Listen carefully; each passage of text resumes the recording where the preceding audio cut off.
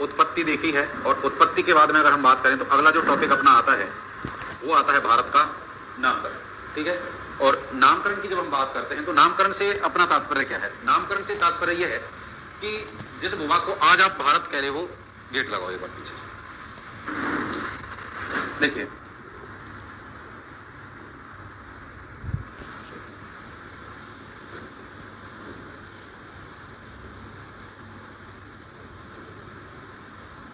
इस वाले भाग की जब हम बात करते हैं तो ये जो भूभाग है आज वर्तमान में आप इसको किसके नाम से जान रहे हो?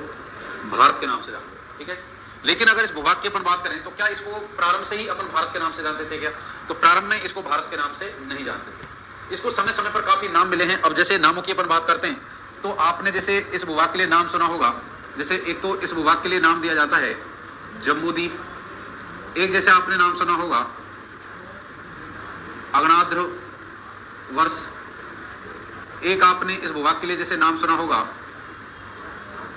भारतवर्ष, जैसे अपन बात करते हैं तो आपने नाम सुना होगा हिंदुस्तान, फिर आप जैसे कह देते हो इंडिया। तो ये जो भूभाग हैं, अगर इस भूभाग की अपन बात करें, जैसे और आपने नाम सुना होगा जैसे अपन कह देते हैं आर्यवर्त।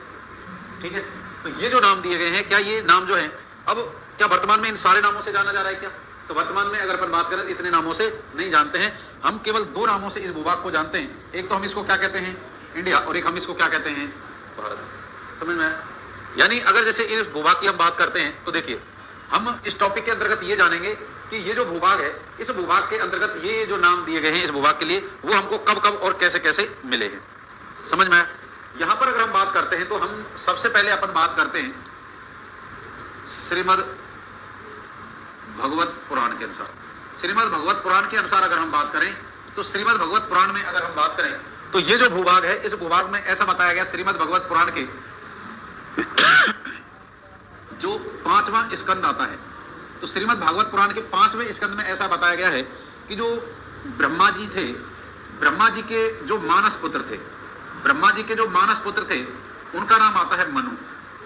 ठीक है भाई, और ये जो मनु थे, इन मनु के जो वंशज थे, इस मनु के जो वंशज थे, इन वंशजों के आधार पर इस भूभाग को कुछ नाम दिए गए। जैसे अगर अपन बात करें तो एक जो जैसे अपन कह देते हैं जम्बूद्वीप, जैसे अपन बात करते हैं अजनाब वर्ष, अजनाब वर्ष, इसी को कहा गया अग्नाद्र वर्ष।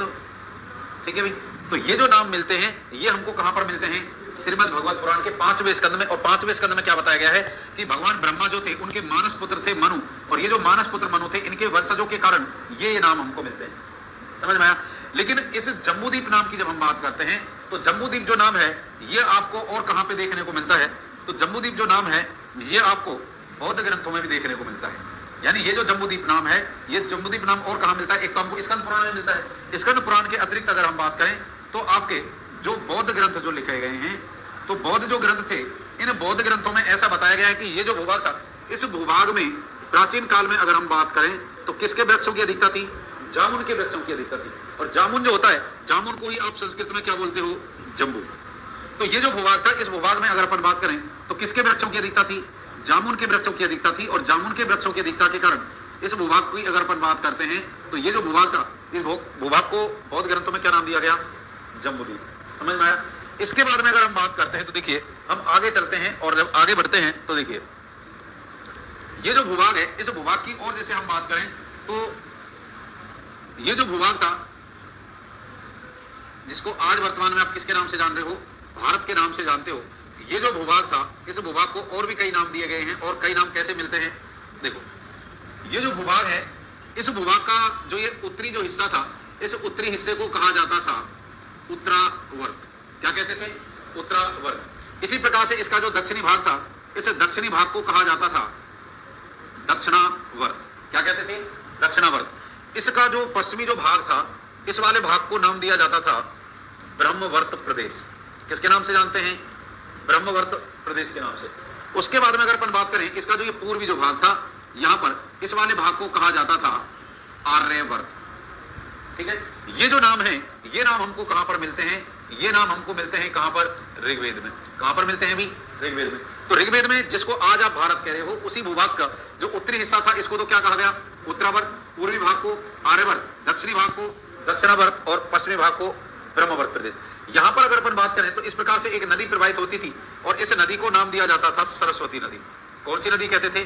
सरस्वती नदी। और ये जो सरस्वती नदी थी, इस सरस्वती नदी का जो प्रवाह मार्ग था, इस सरस्वती नदी का जो प्रवाहित क्षेत्र था, इस प्रवाह मार्ग को ही किसके नाम से जाना गया था?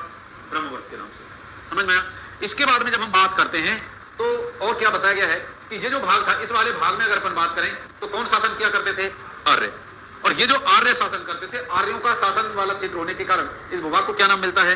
आर्यवर्त। क्या नाम मिलता है? आर्यवर्त। ये जो आर्य थे, इन आर्यों का एक राजा था और उस राजा का नाम आता है दुष्यंत। आर्यों के एक राजा थे और राजा कौन थे भी? दुष्यंत। ये जो आर्यों के राजा दुष्यंत थे, ये शासन किया करते थे हस्तिनापुर में। कहां पर किया करते थे? हस्तिनापुर में। और अगर अपन बात करें, यहीं पर एक ऋषि थे इस वाले भाग में, जो ऋषि थे कण्व ऋषि। कौन थे? कण्व ऋषि। और ये जो कण्व ऋषि थी, कण्व ऋषि थे, इन कण्व ऋषि की अगर अपन बात करें तो इस कण्व ऋषि की एक लड़की, कौन थी?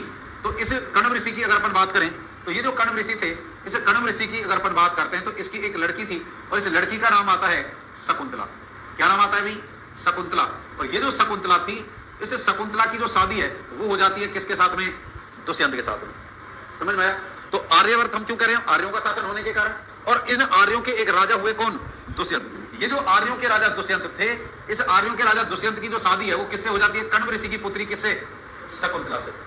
ये जो शकुंतला थी, इस शकुंतला से और कण्व ऋषि जो ये दुष्यंत थे, इन दोनों से एक पुत्र की उत्पत्ति हुई और उस पुत्र का नाम रखा गया भरत।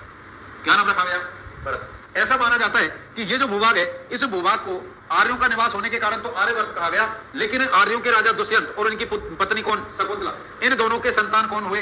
भरत। और इस भरत के नाम पर ही साधारणतः इस क्षेत्र का नाम क्या पड़ा? भारत। समझ में आया? लेकिन इस भारत नाम के पीछे एक कहानी और आती है, और एक जो कहानी जो आती है वो क्या बताया गया है? देखो, जो आपके जैन ग्रंथ हैं, उन जैन ग्रंथों में क्या बताया गया है इस भारत के नाम के पीछे? जैन ग्रंथों में बताया गया है कि जैनों के जो प्रथम तीर्थंकर थे कौन? ऋषभदेव। ठीक है? तो जैनों के जो प्रथम तीर्थंकर थे, प्रथम तीर्थंकर कौन थे? ऋषभदेव। ये जो ऋषभदेव हैं, या फिर इन्हीं का दूसरा नाम एक और आपको पढ़ने को मिलता है, आदिनाथ। ये जो ऋषभदेव या आदिनाथ है, अगर इनकी अपन बात करें तो ये जो थे, इन्होंने शादियां की दो। कितनी शादियां की? दो। और दो जो शादियां की, तो इनकी पहली एक पत्नी थी जिनका नाम आता है आनंदा। क्या नाम आता है भी? आनंदा। और एक इनकी पत्नी आती है जिसका नाम आता है सुमित्रा। तो इनकी दो पत्नियां थी, एक तो आनंदा और एक सुमित्रा। ये जो आनंदा और जो सुमित्रा हैं, ऐसा बताया गया है जैन ग्रंथों में कि इन दोनों से लगभग कितने पुत्रों की प्राप्ति हुई? 100 पुत्र हुए इनसे।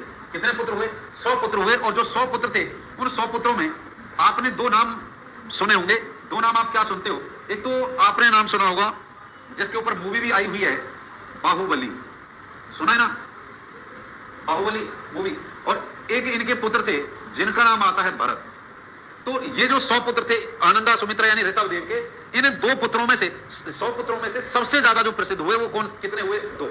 एक तो बाहुबली और एक भरत। ये जो बाहुबली है, इनके ऊपर तो आपने जियोरे बाहुबली मूवी भी देखी होगी ना। और ये जो भरत है, जैन ग्रंथों में ऐसा बताया गया कि ये जो भरत था, इसी भरत के नाम पर इस क्षेत्र का नाम क्या पड़ा? भारत। समझ में आया? नदी प्रवाहित होते हुए देखते हो, और ये जो नदी है, इस नदी को आप कहते हो सिंधु नदी। क्या कहते हो? सिंधु नदी। ये जो सिंधु नदी है, ये भारत के उत्तरी हिस्से में होकर के प्रवाहित होती थी। और यहां पर अगर अपन बात करें, इसी क्षेत्र में, जिसको उत्तरावर्त या फिर इसके नाम से आर्यवर्त के नाम से अपन जानते थे, जब भारत से आप आगे जाते हो तो ये पाकिस्तान आ जाता है, इधर आगे जाते हो तो अफगानिस्तान आ जाता है। इससे आगे एक क्षेत्र आता है जिसको आप ईरान इराक वाला क्षेत्र कहते हो। ठीक है भाई?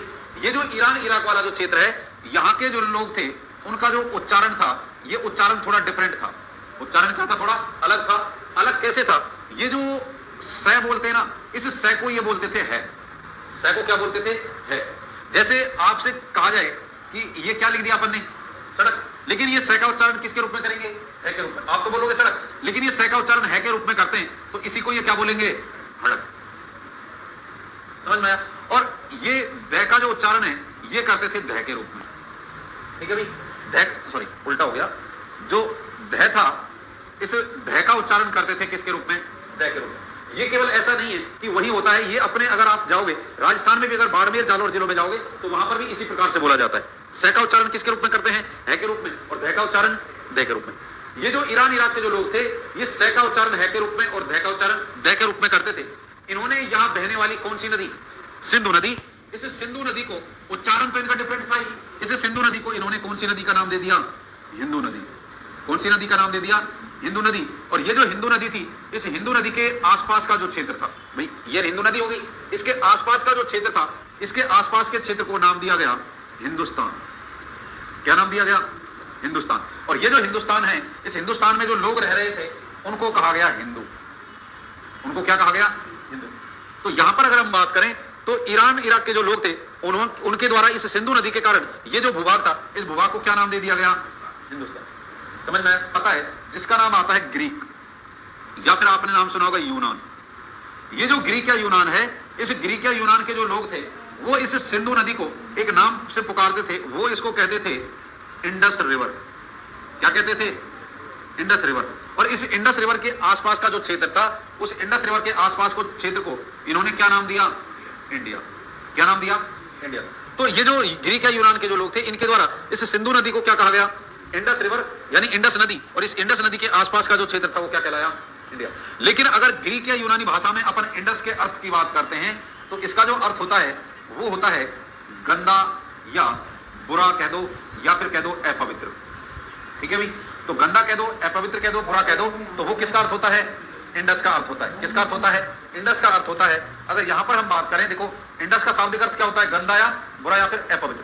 और इसी इंडस शब्द से ही क्या बन गया? इंडिया।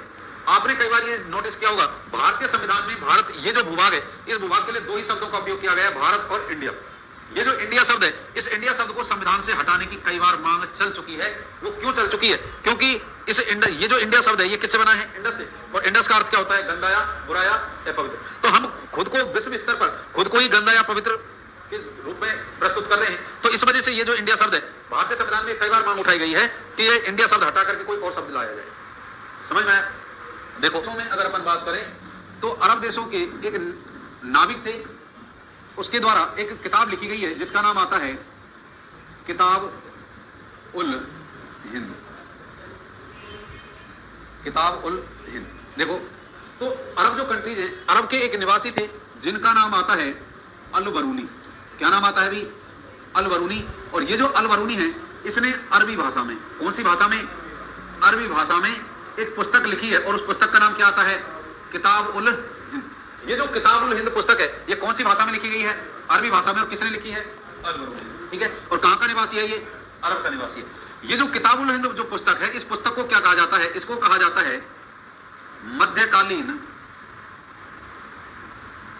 भारत का आईना। तो मध्यकालीन भारत का जो आईना है, वो कौन सी पुस्तक को कहा जाता है? वो कहा जाता है किताब उल हिंद को। और ये किताब उल हिंद जो पुस्तक है, ये भारत के भूगोल की जानकारी की प्रथम पुस्तक मानी जाती है। तो भारत के भूगोल की जानकारी की प्रथम जो पुस्तक है वो कौन सी है? किताब उल हिंद, जो अरबी भाषा में अरब निवासी अल बरूनी के द्वारा लिखी गई है। समझ में आया? इसके बाद में अगर अपन बात करें, देखो एक व्यक्ति थे जिनका नाम आता है मार्टिन बेहम। क्या नाम आता है? Martin Behaim. नाम में ही बहम है। ये जो मार्टिन बेहम था, इसने पूरे विश्व को ही बहम में डाल दिया, शंका में डाल दिया। इसने क्या काम किया? कैसे बहम में डाल दिया? इसने विश्व में, अगर आपसे पूछा जाए कि सर्वप्रथम ग्लोब का निर्माण कर दिया, तो सर्वप्रथम ग्लोब का जो आविष्कार किया गया वो किसके द्वारा किया गया था? Martin Behaim. शुतुरमुर्ग के अंडे पर इन्होंने विश्व का चित्र उकेर दिया। ठीक है भी? इसके बाद में अगर अपन बात करें तो सर्वप्रथम ग्लोब का जो निर्माण किया वो तो किसने किया? मार्टिन बेहम ने। इसके बाद में अगर अपन बात करें तो देखिए, एक व्यक्ति आते हैं, जैसे आपसे पूछा जाए कि सर्वप्रथम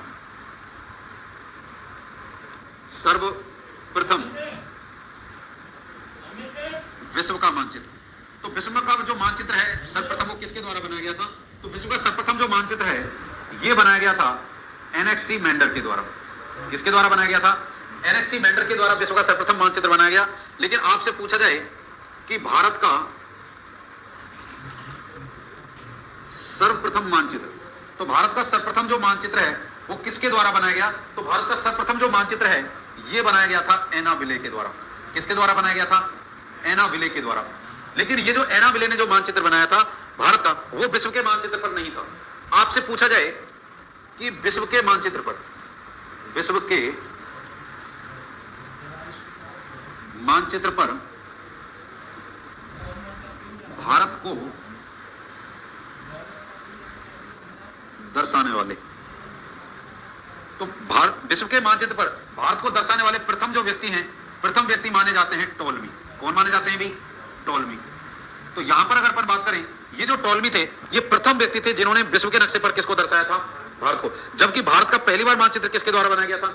एनाबिली के द्वारा। लेकिन विश्व का सर्वप्रथम मानचित्र किसके द्वारा बनाया गया? एनेक्सीमेंडर के द्वारा। समझ में आया? यहां पर अगर अपन बात करते हैं तो एक चीज और थोड़ी सी आपको याद रखनी है,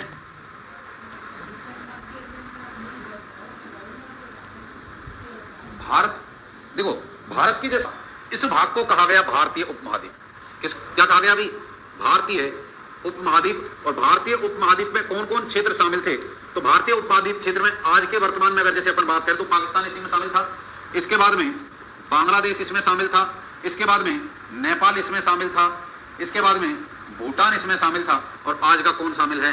भारत। जब ये इतने बड़े क्षेत्र मिल जाते थे तो इसी को क्रेसी ने क्या कहा था? भारतीय उपमहाद्वीप के नाम से संबोधित किया है। समझ में आया? इसके बाद में आपको पता है कि भारत की सर्वप्रथम खोज, ये आपको पता है कि 1498 को किसके द्वारा की गई थी? वास्को डी गामा के द्वारा की गई थी। किसके द्वारा की गई थी? वास्को डी गामा के द्वारा की गई थी। अब ऐसा कहते हैं कि भारत की को अपन कैसे पढ़ना चाहिए? इसको भारत की सर्वप्रथम खोज की जगह पे अपन को पढ़ना चाहिए कि भारत के लिए सर्वप्रथम समुद्री मार्गों की खोज। तो भारत के लिए सर्वप्रथम समुद्री मार्ग की जो खोज है वो कब की गई थी? 1498 को। और किसके द्वारा की गई थी? वास्को डी गामा के द्वारा। समझ में आया? और ये जो वास्को डी गामा था, ये सर्वप्रथम यहाँ केरल वाले भाग में आकर के पहुंचा था, और यहाँ पर एक तट आता है जिसका नाम आता है कालीकट तट। तो ये सर्वप्रथम जो आकर के पहुंचा था, ये कौन से तट पर? कालीकट तट पर आकर के पहुंचा था। समझ में आया? तो यानी अनुच्छेद जो एक है, अनुच्छेद एक में क्या कहा गया है? तो अनुच्छेद एक में कहा गया है भारत अर्थात इंडिया। भारत अर्थात इंडिया जो होगा ये क्या होगा? तो ये होगा राज्यों का संघ। ठीक है भी? तो भारतीय संविधान जो है उसके आर्टिकल 1 में ये जो भूभाग है, इस भूभाग के लिए दो शब्दों का उपयोग किया गया है, एक तो भारत और एक इंडिया। तो आपके लिए नाम तो ढेर सारे मिल गया। देखो यहां पर हमने बात की ना, यहां ढेर सारे नाम मिल जाते हैं इसके लिए, लेकिन इतने नामों में से जैसे आपको ब्रह्मवर्त हो गया, उसके बाद में आपने बात की इस क्षेत्र को एक नाम और दे दिया गया, क्या? हिंदुस्तान। इसी को नाम दे दिया गया क्या? इंडिया। तो ये जितने भी नाम मिलते हैं, इतने नामों में से एक तो आपने नाम चुना कौन सा? भारत। और एक क्या चुना? इंडिया। तो भारतीय जो संविधान है, उस भारतीय संविधान में ये जो भूभाग है, इस भूभाग के लिए दो शब्दों का प्रयोग किया गया है। वो क्या है? भारत अर्थात इंडिया जो होगा वो क्या होगा? राज्यों का संघ होगा। समझ में आया? तो ये अपने भारत का जो नामकरण है, ये टॉपिक अपना क्या हो जाता है अभी? कंप्लीट। कोई दिक्कत परेशानी?